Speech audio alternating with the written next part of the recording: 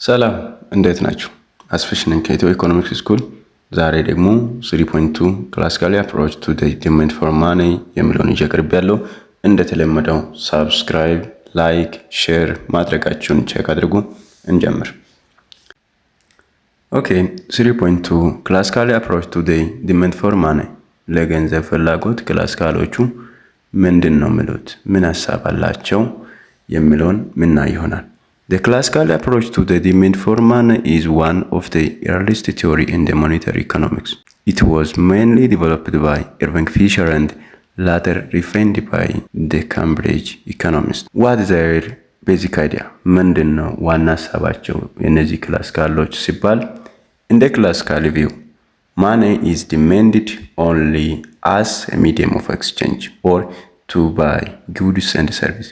በጥንታዊው ክላሲካሊ እይታ ገንዘብ የሚፈለግበት ምክንያት እንደ ልውውጥ ወር ሸቀጣሸቀጦችንና አገልግሎቶችን ለመግዛት ብቻ ነው። In the classical view, money is demanded only as medium of exchange. በቃ The effect of interest rate on the quantity of money demanded is important in the development of the theory of the demand for money. የወለድ ተመኖች በሚፈለገው የገንዘብ መጠን ላይ የሚያሳድረው ተጽዕኖ የገንዘብ ፍላጎትን በተመለከተ በንድፈ ሐሳቡ ቅረጻ ላይ ጉልህ ነው።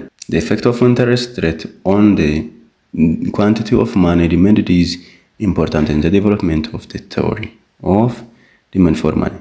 ግን እነዚህ ሰዎች ክላሲካሎቹ ይህንን ሐሳብ ኢንተረስት ሬት ኢፌክት ያደርግ ብሎ ያስባሉ ወይ የምናይ ይሆናል። The classical approach to the money demand is divided into two. Quantity theory of money Irving Fisher እና Cambridge approach to money አልፍሬድ ማርሻል ተብሎ ለሁለት አፕሮች ይካፈላል። ኦኬ 3.2.1 The quantity theory of money or Irving Fisher. What's the basic idea for Irving Fisher? The quantity theory of money explains the relationship between money supply and price level. ይሄ ሰውዬ the quantity theory of money explain የሚያደርገው relationship between money supply and price level ላይ የገንዘብ ብዛት በስርጭት ውስጥ ያለው የገንዘብ መጠን ከአጠቃላይ የዋጋ ደረጃ ጋር እንዴት እንደሚዛመድ ያበራራል። ምንና ምን ማኔ ሰፕላይ እና ፕራይስ ሌቨል እንዴት እንደሚዛመድ ያበራራልናል። ኦኬ it assumes that money is primarily held for transaction. ገንዘብ በዋናነት ለግብይቶች ዓላማ ይቀመጣል በሚለው ግምት ላይ ነው የተመሰረተው የሱ ሐሳብ። ቅድምም ክላሲካሎች ምንድነው as medium of exchange ነው አይደለ? እና ያው ኤም ከክላሲካሎቹ አንደኛው በመሆኑ ይሄንን ሐሳብ ነው የሚደግፈው። It assumes that money is primarily held for transaction. Okay. Change in the money supply directly affect price if the velocity of money and output are constant. Change in the money supply directly affect price if velocity of money and output are constant. The quantity theory of money explains ምንድናለን relationship between money supply and price level ብለናል አይደለ? Changing the money supply directly affect price ነው affect የሚያደርገው ይለናል። እና ይሄ ሃይላይት ነው የሰጠዋቸው ዲቴይሊ እኔና ንግባሽ እንጀምር። American economist Irving Fisher in the 19th century and early 20th century wrote book The Purchasing Power of Money, published in 1911. አሜሪካው ኢኮኖሚስት ኢርቪንግ ፊሸር በ19ኛው እና በ20ኛው ክፍለ ዘመን መጀመሪያ ላይ The Purchasing Power of Money የተሰኘው መጽሐፍ ጽፏል። እሱም በ1911 ላይ ታትሟል። The most important feature of this theory is that interest rates have no effect on the demand for money. የዚህ ጽንሰ ሐሳብ ቁልፍ ገጽታው የወለድ ተመኖች በገንዘብ ፍላጎት ላይ ተጽዕኖ አያሳደሩም የሚለው በደንብ አዳምጡኝ።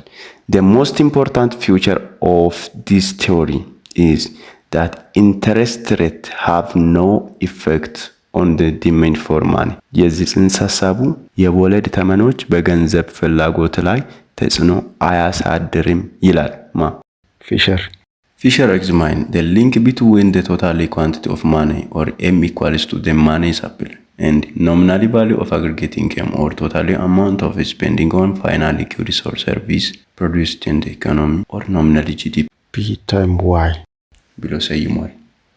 His model is based on the concept of velocity of money or the rate of turnover of money. የእሱ ሞዴል የተመሰረተው ቬሎሲቲ ኦፍ ማኒ ላይ እሱም ገንዘብ የሚለዋወጥበትን ፍጥነት ያመለክታል። ምኑ ቬሎሲቲ ኦፍ ማኒ ኦር ሬት ኦፍ ተርን ኦቨር ኦፍ ማኒ እና his model is generally based on the concept of velocity of money። ይሄ ቬሎሲቲ ኦፍ ማኒ ማለት ደግሞ ምን ማለት ነው ሲባል ተርንኦቨር ኦፍ ማኒ ገንዘብ የሚለዋወጥበት ፍጥነት ማለት ነው። ኦኬ velocity of V is defined precisely as V equals to Py over M. Equation 1 no? Velocity of money is the rate of turnover of money, or it is the average number of times per year that unit of currency or $1 is spent in buying the total amount of goods and service produced in the economy. Velocity of money የሚያመለክተው ገንዘብ በኢኮኖሚ ውስጥ ምን ያህል በፍጥነት እንደሚዘዋወር ነው። የሚለካው እንደ ዶላር ያለ አንድ የገንዘብ ምንዛሬ አሃድ በአንድ ዓመት ውስጥ የሚመረቱትን ሁሉንም ዕቃዎችና አገልግሎቶች ለመግዛት የሚውልበት ጊዜ ነው ማለት ነው። By multiplying both sides of the definition of velocity by m, we obtain the equation of exchange as m times v equals to p times y. Equation 2 ነው።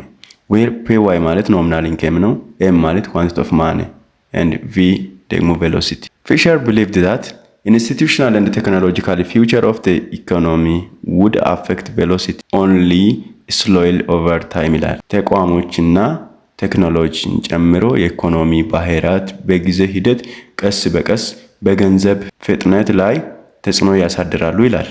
ምን ኢንስቲትዩሽናል and technological future of the economy would affect velocity only slowly over time. The velocity of money is fairly stable in the short run. Velocity of money or V. How many times money changes hands in a year?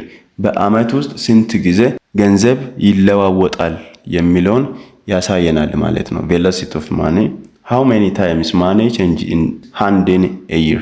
በአመት ውስጥ ስንት ጊዜ ገንዘብ ይለዋወጣል።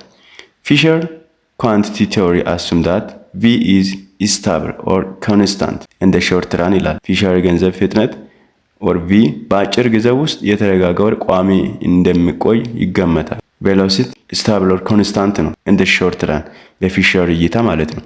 Why? Because the things that affect how fast people spend money or velocity are institutional and technology and these do not change quickly. እንዴት? ምክንያቱም ሰዎች ገንዘብን በሚያወጡበት ፍጥነት ላይ ተጽዕኖ የሚያሳድሩ ምክንያቶች ተቋማትና ቴክኖሎጂዎች ናቸው እና እነዚህ ደግሞ በፍጥነት አይለወጡም። በዛ ምክንያት V is stable or constant ይለናል። በፍጥነት ስለማይለወጡ ቴክኖሎጂ እና ኢንስቲትዩሽኖች velocity is stable or constant ይላል። ኦኬ ኤግዛምፕል ኦፍ ኢንስቲትዩሽናል ፊውቸር እንዴት ነው አፌክት የሚያደርጉት የሚለውን ስናይ እስቲ ባንኪንግ ሲስተም ስትራክቸር how easy it is to withdraw or deposit money። የባንክ ስርዓቱ መዋቅር ገንዘብን ማውጣትና ማስገባት ቀላል ነው። ፔመንት ሀብቱን ካየን ደግሞ do people mostly use cash, check or credit? የክፍያ ልማዶቹን ሰዎች በዋናነት ጥሬ ገንዘብ፣ ቼኮች ወይም ክሬዲት ነው የሚጠቀሙት። ከስተመር ትራዲሽን ካየን ደግሞ how often wages are paid daily, weekly or monthly ነው። ደሞዝ የሚከፈልበት ድግግሞሽ በየቀኑ ሊሆን ይችላል፣ በየሳምንቱ ሊሆን ይችላል፣ በየወሩ ሊሆን ይችላል። This habit and system change very slowly, so velocity doesn't jump around much. እነዚህ ልምምዶች እና ስርዓቶች በጣም በዝግታ ይለወጣሉ። ስለዚህ ፍጥነቱ በከፍተኛ ሁኔታ አይለወጥም ማለት ነው። ይሄ ደሞዝ በየቀኑ የሚከፈልበት ሲስተም ዊክሊ፣ መንዝሊ፣ ሰዎች ደግሞ ሄዶ ብር የማስገባት ሲስተሙ ደግሞ ሄዶ የማውጣት ሲስተሙ this habit and the system change very slowly, so velocity doesn't jump around much. This velocity would normally be reasonably constant in the short run. በውጤቱም velocity ብዙ ጊዜ short run ውስጥ constant ነው። The level of really aggregate output or Y produced in the economy remain constant at the full employment level. በኢኮኖሚ ውስጥ የሚመነጨው ሪሊ አግሪጌት አውትፑት ኦር ዋይ ፉል ኤምፕሎይመንት ደረጃ ላይ ኮንስታንት ነው ማለት ነው። ዋት ዳዝ ሚን ኢን ዘ ክላሲካል ቪው the economy is otherwise operating at full employment in the long run. In the classical view, the economy is otherwise operating at full employment in the long run. Okay, this means all available labor, capital, and resources are fully used. Output or Y is fixed at its potential level. So, really GDP or Y is determined by really factors like technology, labor, and resource, not by money supply. So, if Y is constant or full employment and V or velocity is stable, then any change in money supply will only cause change in P or price level, not in real GDP. በምሳሌ ላሳያችሁ። If money supply double, price also double, but output is steady, same. The classical economist assumed the economy otherwise work at full employment, so output is fixed. This change in the money supply only affect price, not really output. Therefore, the quantity theory of money then implies that if money is double, price must also double in the short run because velocity and output are constant. ምን ማለት መሰላችሁ? Explanation let us see from equation. From Fisher equation, m time v equals to p time y. If v is velocity of money is constant and y is really output is constant at the full employment level, then any change in m or money supply must cause proportional change in p or price level. Example in money supply 100 አለን እንበል። ቬሎሲቲ ደግሞ 5 output also 5 then formulaው m time v equals to p time y equals to 100 times 5 p time 500. So 500 equals to 500 price. So p equals to 1. If m is double 200 times 5 equals to p time 500. 100 equals to 500 price. So p equals to 2. ስለዚህ the price level double while output remains unchanged. The quantity theory of money implies that in the short run, when velocity and output are fixed, price change in exact proportion to the money supply. Okay. Given that aggregate output is $50 billion and money supply of $10 billion. At price level equals 2 birr, what is the velocity of money? Now, at full employment level, if the money supply double to $20 billion, what could be the price level? Let us solve this step by step carefully using Fisher equation of exchange. M time V equals to P time Y. Step 1. Find velocity.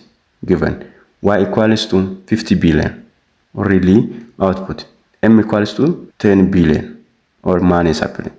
Price equals to 2. Plug into equation 10 times V equals to 2 times 15. So 10V equals to 2 times 50. V equals to 10. The velocity of money equals to 10. Step 2. If money supply double, now M equals to 20 billion. V equals to 10 or constant. Y equals to 50 billion. Full employment fixed. Equation 20 times 10 equals to price times 50. 200 equals to 50 price. So P equals to 4. New price level is equals to 4 birr. Final answer, velocity of money V equals to 10. And if money is applicable, price level P is also equals to 4. For the classical economists, the quantity theory of money provided an explanation of movement in the price level results solely from changing the quantity of money. In the classical economists ገለጻ የገንዘብ ብዛት ንድፈ ሐሳብ በዋጋ ደረጃ ላይ የሚያደርጉ ለውጦች የሚከሰቱት በገንዘብ መጠን ለውጦች ብቻ እንደሆነ ያበራራል። For classical economists, the quantity theory of money showed that changing the quantity of money are the sole cause of change in the price level, while really output remains constant at full employment. የገንዘብ መጠን ልዩነቶች ለዋጋ ደረጃ መለዋወጥ ብቸኛ ምክንያት ናቸው ይለናል። By dividing both sides of the equation of exchange by V, this rewriting it as M equals to 1 over VPY. When the money market is in equilibrium, the quantity of money M that people hold equals the quantity of money demanded. So we can replace the M in the equation by MD. MD equals to KPY, where K is constant because V is constant. So this means money demand depends directly on the level of nominal income. ማለት ነው። Quantity theory of money suggests that the demand for money is directly proportional to nominal income and purely function of income, and interest rate have no effect on the demand for money.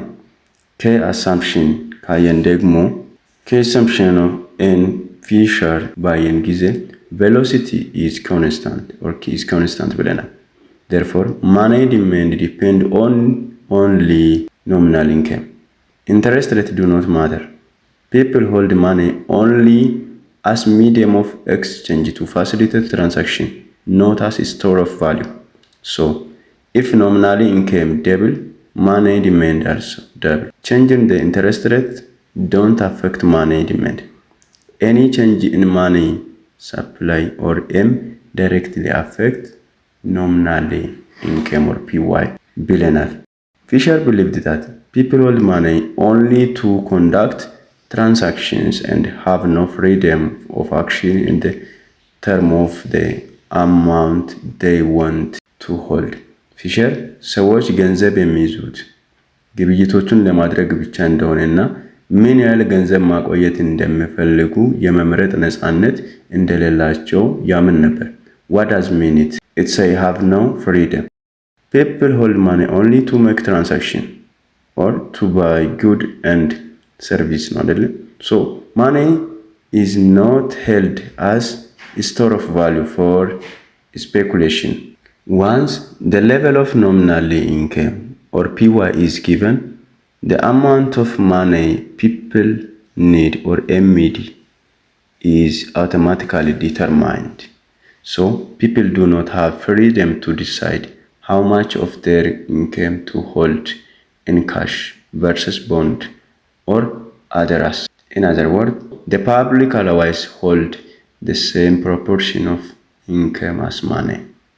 So the demand for money by classical quantity theory is determined by the level of nominal income or PY. By the level of nominal income, people demand money mainly to carry out transaction. The higher nominal income ሲኖር the higher value of transaction ይኖራል። The demand for money ይኖራል ማለት ነው። By institution, the economy that affect velocity ማለት ደግሞ velocity measures how fast money circulate in the economy ነው አይደል? Institutional factors such as payment system, banking development, financial innovation, and the transaction technology determine how frequently money changes, since K equals to 1 over P. This institutional arrangement determines the proportion of income held as money balance.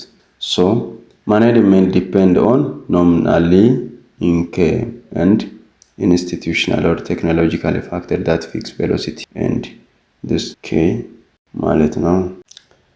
ይቀጥላል። ሰብስክራይብ፣ ላይክ፣ ሼር ማድረጋችሁን ቀጥሉ።